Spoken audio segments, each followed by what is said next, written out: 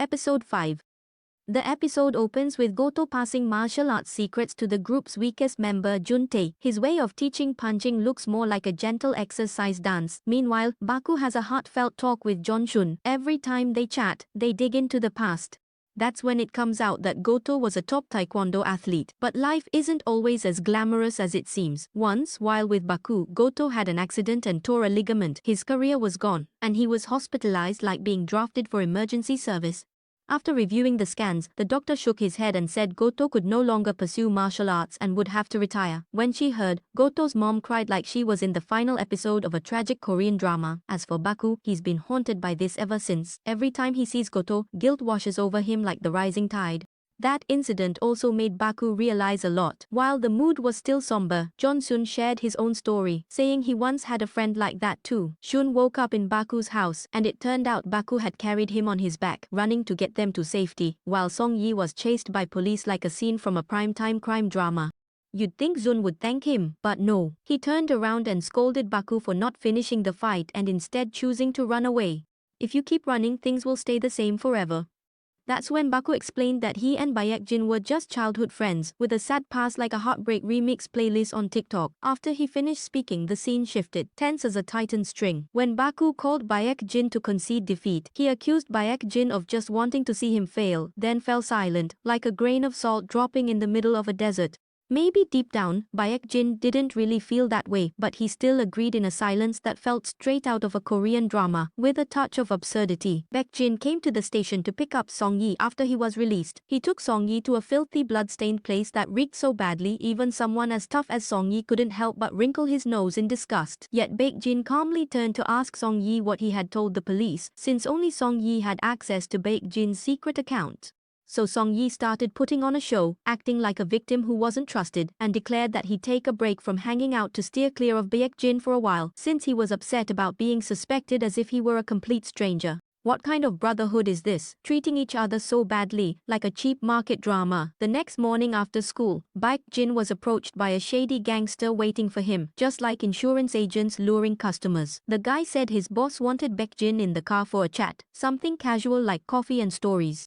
But Baekjin was sharp as ever and refused to get in the car. The guy immediately switched tactics, turned aggressive, and tried to drag Baekjin off like towing a broken-down car. But Baekjin wasn't someone to mess with, so he fought back. Like that, a fistfight broke out without warning. The funny thing is, Baekjin took on both of them alone, knocking them out, so they ended up in a heap like trash after a festival. Quina. While fighting, he kept taunting them, saying, "I told you I'd call your boss myself, but you didn't believe me. Why make me get physical before you listen?" Just as everyone was sitting around having a good time, barely getting a bite of cake or a sip of tea, Baku got a call from the police. On the line, they reported Baku's father had just caused a scene after being attacked, and now he was in a holding cell. As soon as he heard this, Baku jumped up and ran like he was being chased by a ghost. When he arrived and saw his dad locked up, he was so scared he nearly wet himself and quickly called Baekjin for help. But to his surprise, that guy didn't even pick up. He just coldly texted back a single line, as icy as winter, saying he wanted Baku to join the alliance. At the same time, Baekjin's gang swaggered past Baku, and in a fit of rage, he gave them a beating right in front of the police station. He fought like he was auditioning for a role in a low-budget but quality action movie. The guys got totally wrecked, so they called Baekjin to report what happened. But he just stayed calm, as if he were watching a live stream selling beauty cream, and simply said that Baku was doing a great job. When Baekjin arrived at the base, he saw Chairman Choi already sitting comfortably on the throne of power. The amusement park that the kids thought was just a place to flirt was actually his as well. When he met the chairman, Baekjin acted as obedient as a puppy on a leash. After Baekjin reported everything was under control, Choi smashed the table to pieces like breaking a piggy bank. Blood from his hand flowed like fish sauce, warning his underling that messing up meant real trouble, not just a slap on the wrist. That night, as soon as Jonsun got home, his mom made a shocking announcement. She was sending him to study abroad because every time he went to school in Korea, he came back looking like a paint palette of bruises. Johnson didn't agree, but his mom's heart ached seeing her son get beaten up day after day, so she insisted he had to go, no matter what. Suddenly, a New Year's movie scene unfolded. The mother blamed her son for not understanding, while he insisted she didn't understand. Both struggled, eyes and tears said it all. Shun fell into despair, missing his friends but powerless to do anything. The next day, he went to school to meet his homeroom teacher and ask for documents to study abroad. His mind swirled with thoughts about his studies, his future, and the bonds of brotherhood crashing over him. As for Baku, he was overwhelmed, worried about both Baekjin and his father. That morning, Baku skipped school, only to have his father barge in and launch into a tirade about life lessons that could send anyone to therapy. Baku was furious, feeling completely misunderstood by his own family. He stormed out and wandered the streets, seething with frustration when suddenly his phone rang. It was a call from Baekjin. His voice was icy cold, but his words struck right at Baku's pride, forcing him to choose between his friends and his family. Baku was so angry he almost threw his phone. So he headed to the hangout spot of the Ss2 boys, where the cocky fat kid greeted him with a slap that sounded like a firecracker going off. Baku didn't hold back. He immediately countered with a high-quality punch. After that, the sec boy said he had joined the alliance and now wanted to meet Baku to discuss something big. Meanwhile at home, Jun was sitting and filling out an application to study abroad. With both his passport and plane ticket ready, his mind was a tangled mess of emotions. Suddenly, Goto and Juntae called and invited him to one last hangout. The group went to play basketball like some streetwise boys in a coming-of-age story. They pretended not to be sad while playing, but everyone knew they were.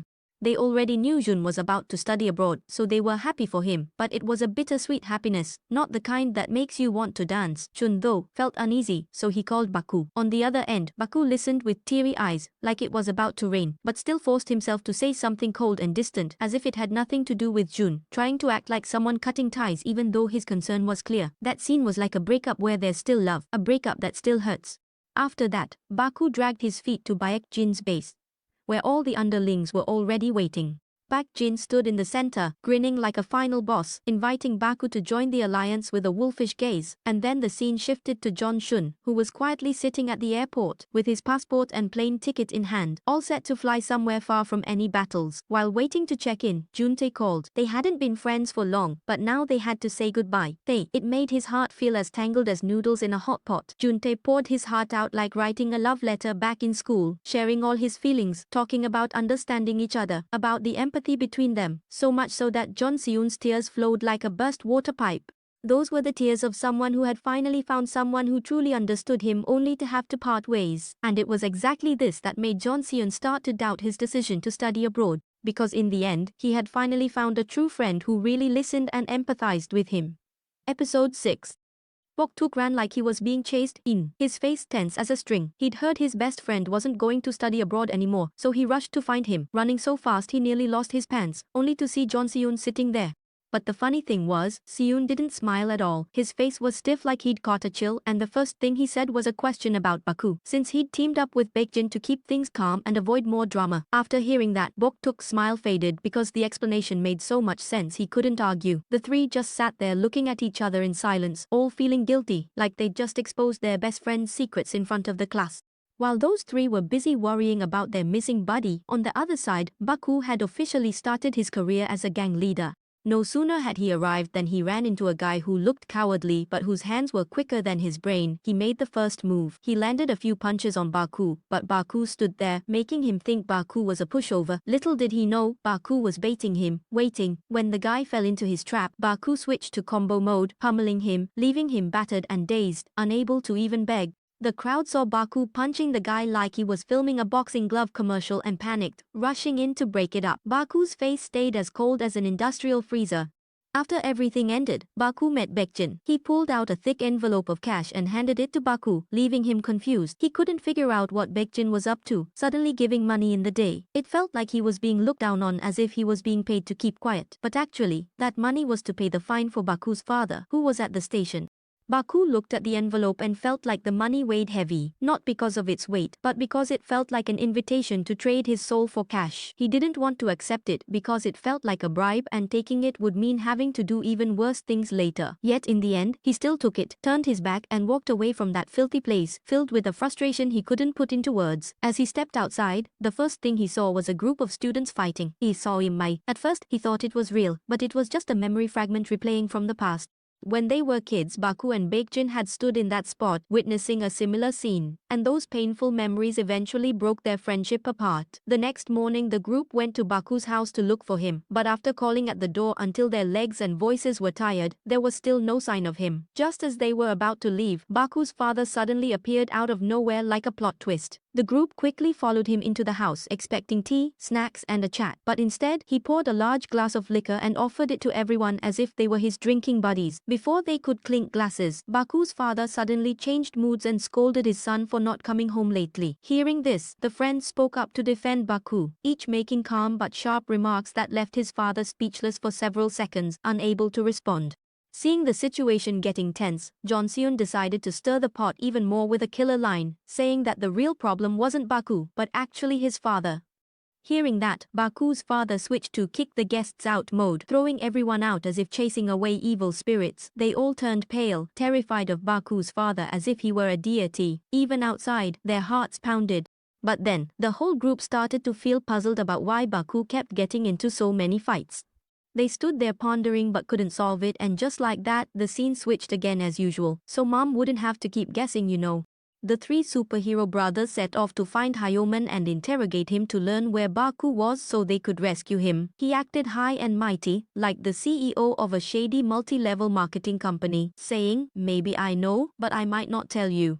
Then he dropped a hint that reeked of money laundering, the bowling alley where Baekjin is working as a manager. That place is run by Mr. Choi, and let me tell you, he's no ordinary guy.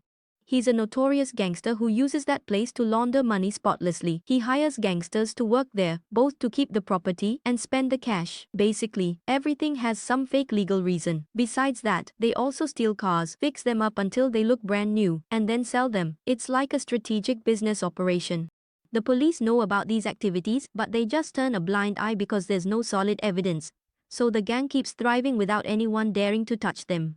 After a while of arguing and trading insults, Yeoman suddenly suggested teaming up with Jeon's group for revenge. You'd think they'd be touched, but instead, the group immediately shut him down, bluntly telling him, "We don't need you, man." Hearing that, Hyoman was so furious he nearly fainted, his face turning red as if someone had thrown chili at him. He stormed off, seething with frustration and resentment.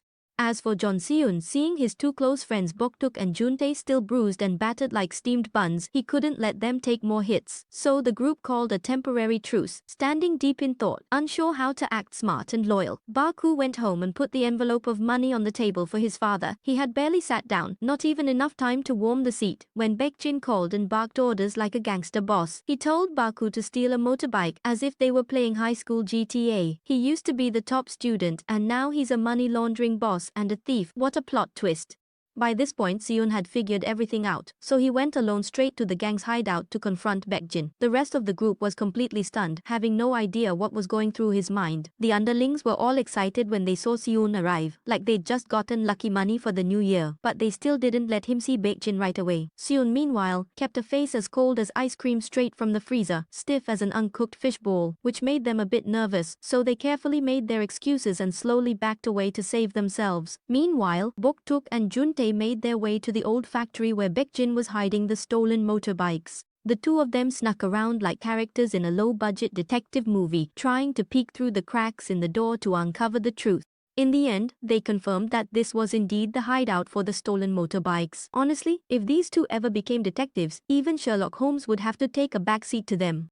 That night, Baku sneaked to where the motorbike was hidden and eyed it, ready to steal it like he was on a mission in an action game. As he wheeled the bike away, Boktuk's phone rang, making Baku sigh deeply as if exhaling all his frustrations. He hung up right away, leaving Boktuk so annoyed he wanted to smash his phone. Out of anger, Boktuk decided to go big. He dragged Juntae to the place and kicked open the factory door with a force powered by his rage. When no one opened the door, the two decided to break in for the thrill.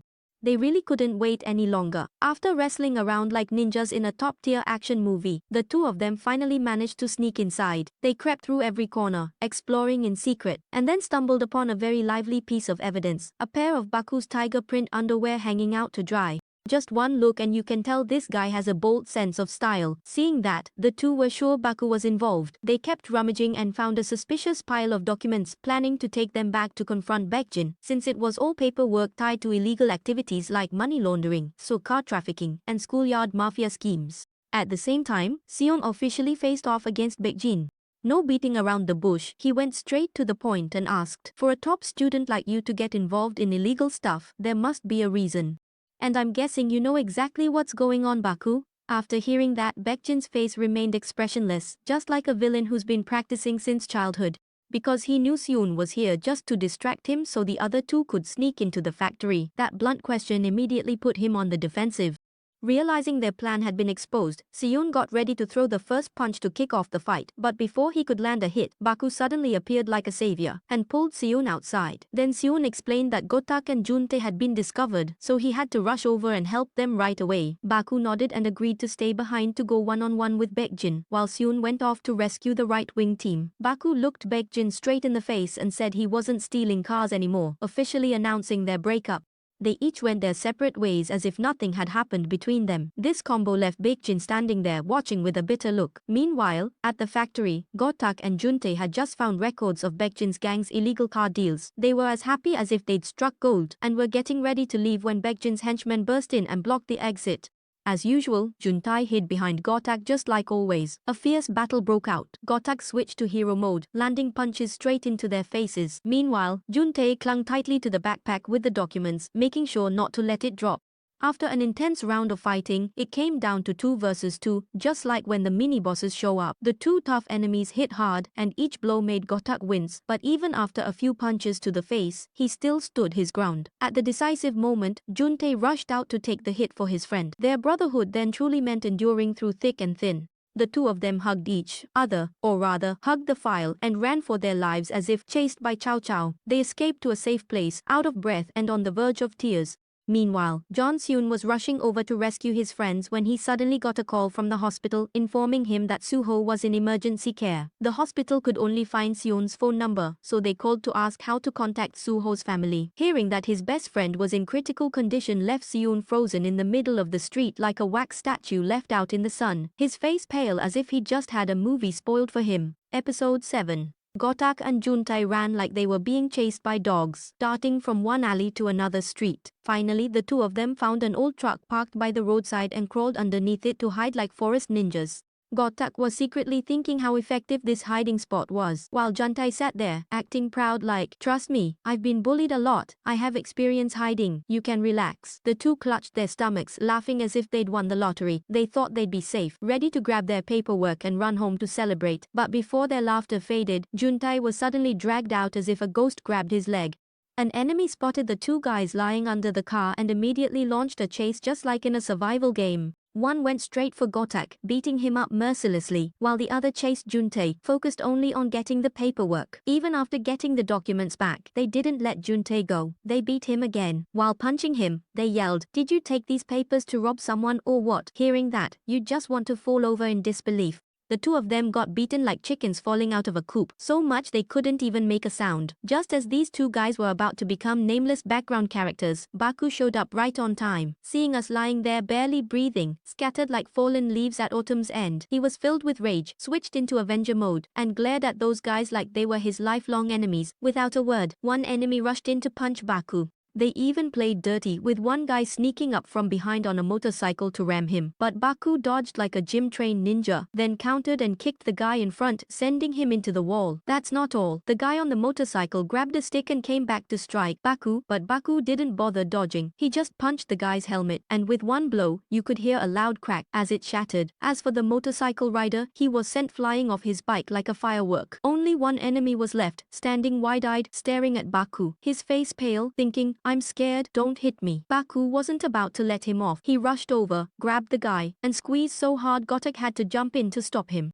Seeing Gotak couldn't stop him, Juntae hurried to help, but then his phone rang. After answering, Juntae trembled like he'd had a drop in blood pressure, and frantically shouted that Seun was in the hospital emergency room after an accident. As soon as they heard, Baku and the group jumped up like a disturbed beehive, and rushed to the hospital as if their lives depended on it. When they arrived, the group froze. They saw Seun lying motionless in the intensive care unit. Seun's mother sat beside him, sobbing as if her world was falling apart. All they could do was stand there in stunned silence. For the first time, they truly felt what it was like to have the pain of loss right in front of their eyes. At this moment, while John Seun was in a deep coma, in his subconscious he found himself curled up in a corner, quietly watching his three friends playing together as if there had never been any sadness. Strangely, in that memory, Bomsuk was already sitting in another corner. Bomsuk looked at Seun with sorrowful eyes. He said something along the lines of eventually everyone ends up like him. Those left behind suffer most, deeply pained when separated by life and death. Those words echoed, tearing Seun's heart apart. Even at this point, in his dreams, he still blamed himself, still couldn't forgive himself. In real life, Gotak, Juntae and Baku were all sitting on the floor outside the emergency room, their eyes red and their hearts tangled with worry, unable to look up when they saw Seun's mother. Seun's mother didn't scold the kids, she just gently said, "Seun is okay now, you all should go home and rest." Hearing that, the group shook their heads in unison and replied, "It's all right, we're Seun's friends, we won't leave him." You'd think it was a touching moment, but then Seun's mom suddenly switched gears. She started crying and begged them not to be friends with Seun anymore, pleading, "I'm begging you please." After hearing that, the group was stunned into silence, frozen as if turned to ice. They didn't know whether to laugh or cry in such a heartbreaking situation. All they could do was stand there and swallow their tears. For the first time they truly understood what it meant to feel powerless in the face of an adult's pain. At the same time, over on Baekjin's side, he discovered that a page was missing from the illegal car sales ledger. His face turned serious, like someone who just lost the deed to his house, and he ordered his men to hunt down those troublemakers at all costs before everything blew up. His eyes were dark and full of hatred, especially focusing all that animosity on Baku. You could tell by looking at him he was already plotting his revenge. It was only a matter of time. That morning, when Baku came home, he ran into his father. He still kept up his way of scolding his son, but while he was busy cooking rice, his own quiet way of welcoming his stubborn boy back home. While they were eating, his dad shoved a piece of fish cake onto Baku's plate in a rough way, like, "Here, you crazy little brat, eat up so I can stop being annoyed." Then, before the meal even had a chance to get cold, the old man pulled out the stack of money Baku had left on the table the other day, pushed it in front of his son and said, "Take it back." He didn't care how the boy had earned that money, he just absolutely refused to use it. Baku just sat there, silent as a statue, not saying a single word. Then his dad said earlier that morning, one of Baku's friends looked for him. He sounded annoyed. Among them, a kid seemed decent but lectured him. But then he let out a sigh, and said that Baku was really lucky to have friends who would look for him when he went missing, while he himself was lonely like an onion, with no one who cared about him at all. That kind of strong, lasting friendship is truly something precious, something you should cherish for a lifetime. Hearing this, Baku started to cry. His tears weren't because he was scolded, but because the pain and guilt inside him were overflowing. Deep down, he knew all too well that he was the one who had dragged his friends into danger. It was because of him that Seun was now lying motionless in the intensive care unit. In that moment, Baku cried like a child who realized he had just lost the most precious thing in his life. The scene shifts to Jun Seun still lying unconscious and motionless, his face pale in the intensive care unit.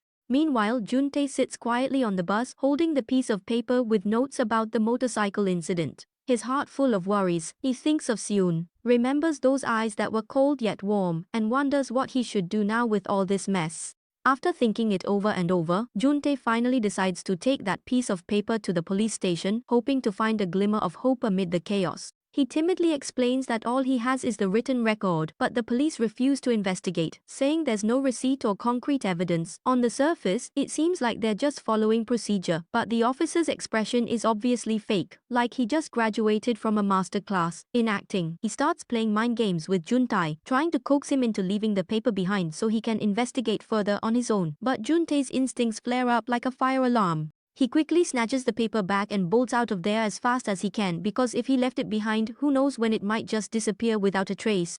As soon as Juntae slips away, the cop lets out a long sigh, revealing his true colors. Turns out, he's also a link in the chain protecting the Baekjin gang.